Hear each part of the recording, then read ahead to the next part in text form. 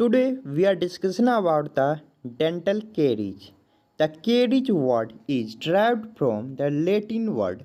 It means that the decay या rot. Dental caries can be defined as it is a irreversible microbial disease of a calcified tissue of the teeth characterized by demineralizations of inorganic part and destructions of organic substance of the tooth which often lead to the cavitations. इनकी definitions में हमें दो बात को हमेशा याद रखना चाहिए। देखो, पहला है कि demineralisations of the inorganic part and दूसरा destructions of organic substance. Now DMF है, डीएमएफ इंडेक्स। जो डीएमएफ इंडेक्स है वो परमानेंट डेंटेशंस के लिए दिया गया है। डी का फुल फॉर्म होता है डिकेड, एम से मिसिंग एंड एफ से फील्ड। इसे दो टाइप में डिवाइड किया गया, टी एंड एस। जो टी से होता है टूथ और एस से होता है सरफेस। ओके, इसका यूज क्या है डीएमएफ इंडेक्स का? During the examinations of patient, उस समय हमें क्या करना है कि जो पेशेंट है उसमें हमें देखते हैं कि कौन सा टूथ में कैविटी है, यानी कि कौन सा टूथ मिसिंग है या फिर किसी वजह से भी मिसिंग है, एंड द फील्ड यानी कि कौन सा टूथ में रेस्टोरेशंस क्या हुआ। इन सारे चीज़ों का हम हिस्ट्री लेते हैं, उसे इंडेक्स बनाया गया डीएमएफ इंडेक्स, जो कि परमानेंट की इंडेंटेशंस के लिए है। वहीं पर डीईएफ जो बनाया गया है इंडेक्स वो प्राइमरी डेंटेशंस के लिए है। और यहाँ पे जो डीईएफ है उसे हमेशा स्मॉल लेटर में लिखना है।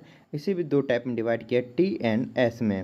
Okay, index DMF index and DEF index can be use to quantify both caries prevalence and caries incidence. Then बात करेंगे इसका थ्योरीज के बारे में डेंटल केरीज का। पहला है कि aetiology of the dental caries में पहला है Miller's chemico parasitic theory and acetogenic theory. इस थ्योरी को बैकमोड माना जाता है। Okay, theories caries is caused by acid production by the microorganism of the mouth। Miller's chemico parasitic theory बोलता है कि जो माइक्रो ऑर्गेनिज्म हमारे माउथ में प्रेजेंट होता है वो एसिड प्रोड्यूस करता है और एसिड जो है केरीज कॉज करता है। Dental decay is a chemo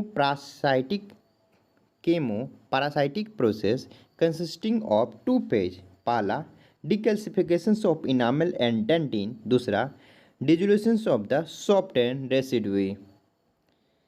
Millers believed that caries was not caused by any single microorganism but rather by a variety of microorganisms। उन्होंने हमेशा माना है कि मिलर्स कि जो जो केरीज होता है वो सिंगल माइक्रो ऑर्गेनिज्म से नहीं होता है बल्कि एक वैरायटी ऑफ माइक्रो ऑर्गेनिज्म होने के कारण केरीज होता है। ठीक है, उन्होंने 3 फैक्टर्स दिया था केरीज होने का। पहला था कि oral micro organism and carbohydrate substrate and acid. ठीक है, तो जो बैक्टीरिया और शुगर जो बैक्टीरियाज है, ठीक है, वो क्या करता है एसिड प्रोडक्ट करता है एंड प्रोटोलाइसिस करेगा। कैसे करता है? वो जो शुगर है उसको फर्मेंट्स करता है, यानी कि एंजाइमेटिक ब्रेकडाउन होगा शुगर का और फॉर्म करता है acid, mainly lactic acid form करता है।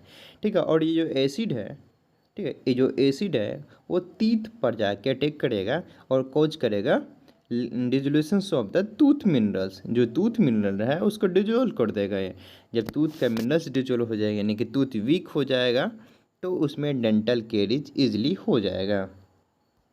इसके बाद बात करेंगे हम कि कौन कौन सा फैक्टर्स है जो कि मिलर्स ने एक्सप्लेन नहीं किया जिसके वजह से उसका थ्योरी को एक्सेप्ट नहीं किया गया। पहला कि predilections of specific site of on the teeth on a tooth. दूसरा कि initiations of a smooth surface caries. कैसे एक स्मूथ सरफेस कैरेज के इनिशिएशंस हुआ उन्होंने इसे एक्सप्लेन नहीं किया गया। Why some populations are caries free and the phenomena of arrest caries. इन चारों को मिलर्स ने एक्सप्लेन नहीं किया था। उसके बाद का थ्योरी आता है दूसरे नंबर पर proteolytic theory. This theory said that organic या protein element of a tooth are the initial pathway of invasions by microorganism. ये थ्योरी बोलना चाह रहा है कि जो हमारे टूथ में ऑर्गेनिक या प्रोटीन एलिमेंट प्रेजेंट होता है वही एलिमेंट जो है इनिशियल पाथवे बनता है माइक्रो ऑर्गेनिज्म का टूथ के अंदर में इन्वेशन करने का। ठीक है, the enamel lamella are the pathway of organism in the progress of dental caries. Okay, जो Gottlieb and Diamond and Applebaum ने बोला था कि caries is a essential proteolytic process the micro organism invade the organic pathway and destroy them. क्या करेगा, उसे destroy कर देगा इन देयर एडवांसेस एसिस फर्मेंटेशंस एक्कम्पेंड प्रोटोलाइसिस। इसका ड्रॉबैक क्या है, no satisfactory evidence to support the claim that initial attack on enamel is a proteolytic gnotobiotic studies caries can occurs in the absence of proteolytic organism. देखो इसका drawback ये बताया गया था कि जो कोई भी ऐसा सेटिस्फैक्ट्री एविडेंस नहीं मिला है जिससे ये पता चल सके जो इनिशियल अटैक होता है इनामेल पर वो प्रोटोलाइटिक के ही द्वारा होता है। देन एक चीज़ और बताया गया तो कैरीज कैन occurs, जो कैरीज है वो प्रोटोलाइटिक ऑर्गेनिज्म के बिना भी हो जाता है। ऐसा क्यों हुआ, जब प्रोटोलाइटिक की वजह से होता है तो ऐसा नहीं होना चाहिए, इसका ड्रॉबैक था। एंड कंक्लूजन्स क्या निकलता है, proteolysis is in the initiations of the dental caries is likely to be the non significance but it is role in the progressions of the more advance carious lesion can not be rule out. Okay, then इसके बाद यह आता the प्रोटोलाइसिस chelation theory. 1955 में chelation theory दिया गया था। This theory said that simultaneous microbial degradations of the organic components and the dissolutions of the minerals of the tooth by process known as the chelations। इसमें दो चीज़ जो कि simultaneous होगा। ठीक है, पहला कि microbial degradations of organic component and dissolutions of the minerals, ये दो चीज़ साइमल्टेनियस इसने बताया था। ठीक है, this process known as chelations. अब चिलेशंस क्या है, chelation is a process involving in the complexing of a metallic ions to a substance through a covalent bond which result in highly stable poorly dissociated weakly ionized compound। Then आएगा जो effect of चिलेशंस क्या होगा। तो पहली बात की याद रखना है कि जो पीएच पाया इंडिपेंडेंट होता है, इससे कोई मतलब नहीं है कि पीएच या है कि पीएच एसिडिक होना ही चाहिए, एल्कली हो नेचुरल हो तो ही ये वर्क करता है, डेंटल क्रीज हो सकता है। इसमें बताया गया है ये removal of metallic ion such as calcium, कहाँ से, from the biological calcium phosphoric system. जो बायोलॉजिकल कैल्शियम फॉस्फोरिक सिस्टम वहाँ से कैल्शियम आयन का ये क्या हो रहा है, रिमूव हो जा रहा है। मे ऑकर्स एट नेचुरली या इवन अल्कली पीएच। हम बता दिए पहले कि इसकी ज़रूरी नहीं कि पीएच अगर लो हो यानी कि एसिडिक पीएच हो तो ही हमारे कैल्शियम आयंस रिमूव हो जाएगा, बल्कि नेचुरली या अल्कली मीडियम में भी इसका पीएच रहेगा तब भी कैल्शियम आयंस क्या हो जाएगा, रिमूव हो जाएगा, जिसकी वजह से हमारे जो टूथ है वीक हो जाएगा, उसमें कैरीज होने के चांस बढ़ जाएगा। देन आता proteolysis chelation theory resolve our argument as a whether the initial attack on dental caries is on the organic and inorganic portions of enamel by stating that both may be attached simultaneously।